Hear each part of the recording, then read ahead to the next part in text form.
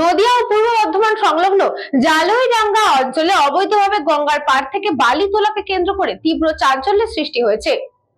নদিয়া ও পূর্ব বর্ধমান সংলগ্ন জালইডাঙ্গা অঞ্চলে অবৈধভাবে গঙ্গার পাড় থেকে বালি তোলাকে কেন্দ্র করে তীব্র চাঞ্চল্যের সৃষ্টি হয়েছে। স্থানীয় বাসিন্দাদের অভিযোগ, গত প্রায় এক সপ্তাহ ধরে প্রতিদিন 100 থেকে 150টি ট্রাক্টরে করে গঙ্গা নদী থেকে বালি তোলা হচ্ছে। এই ঘটনায় অভিযোগের তীর কালীনগরের এক ইটভাটা মালিক পল্টু জানার বিরুদ্ধে। স্থানীয়দের দাবি, জলের তলা থেকে আধুনিক যন্ত্রের সাহায্যে বালি তোলা হচ্ছিল, যা পরিবেশের পক্ষে অত্যন্ত ক্ষতিকর। বিষয়টি জানাজানি হতেই এদিন ঘটনাস্থলে হানা দেয় স্থানীয় বিএলআর আধিকারিক। সঙ্গে উপস্থিত ছিল পুলিশ প্রশাসনও। প্রশাসনের উপস্থিতিতে মাটি কাটার কাজে ব্যবহৃত একাধিক সরঞ্জাম ও যন্ত্র বাজেয়াপ্ত করা হয়েছে বলে জানা গিয়েছে। পুলিশ আসছে বুঝতে পেরে ঘটনাস্থল থেকে পালিয়ে যায় মাটি কাটার সঙ্গে যুক্ত শ্রমিকরা। তবে প্রশাসনের এই পদক্ষেপকে স্বাগত জানিয়েছে স্থানীয় বাসিন্দারা। তাদের আশঙ্কা, দ্রুত বালি তোলা বন্ধ না হলে গঙ্গার পাড় ভেঙে আশেপাশের গ্রামগুলি মারাত্মকভাবে ক্ষতিগ্রস্ত হতে পারে। ঘটনায় ইতিমধ্যে চাঞ্চল্য ছড়িয়েছে এলাকা জুড়ে। প্রশাসন সূত্রে জানা গিয়েছে, বিষয়টি খতিয়ে দেখে প্রয়োজনীয় আইনি ব্যবস্থা নেওয়া হবে।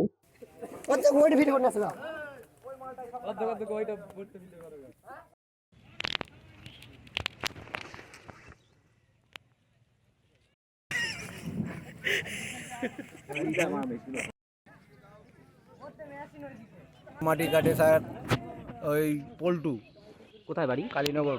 এখানে মাটি কাটছে, সব ধানের জমি, গঙ্গা বাঁধানো কাজ চলছে ওই পার, আর এই পার সব বালি কাটছে। ওইটা কি কোন বর্ধমান?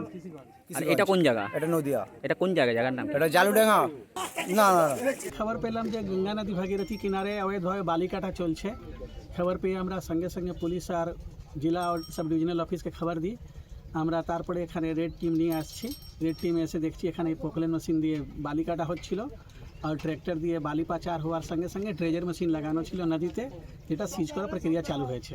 বোঝা যাচ্ছে না, কিন্তু যখন মেশিন সিজ করা হবে তারপরে কানুনি প্রক্রিয়া আগে আইনি ব্যবস্থা নেওয়া হবে। 2 থেকে 3 দিন চলতে পারে, কেন কি যেহেতু ইনফরমেশনটা লিক হয়ে যায় বলে 2-3 দিনের মধ্যে হয়তো কেটেছে অবৈধভাবে। যেহেতু রিমোট এরিয়া আছে বলে এখানে থেকে খবর যেতেও টাইম লাগে। থেকে যেহেতু আমাদের নদিয়া জেলা নবদ্বীপ এলাকার মধ্যে প্রচুর কড়াকড়ি আছে, রাস্তায় চেকিং চলে বলে, যেহেতু এটা বর্ধমান বর্ডার এলাকা, একেবারে কালীনগর এরিয়া আছে বলে নিশ্চয়ই এটা বর্ধমান দিকে মাল পাচার হয়ে যায়। নদিয়া থেকে গোপাল বিশ্বাসের রিপোর্ট, নিউজ বঙ্গ time. St. Augustine's Day School, Barrackpur.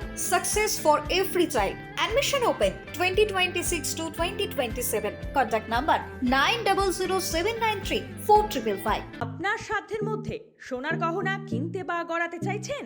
তাহলে আর দেরি না করে অতি শীঘ্রই চলে আসুন ইছাপুর আনন্দমঠ স্টেশন রোডের উপরে অবস্থিত JM জুয়েলার্সে।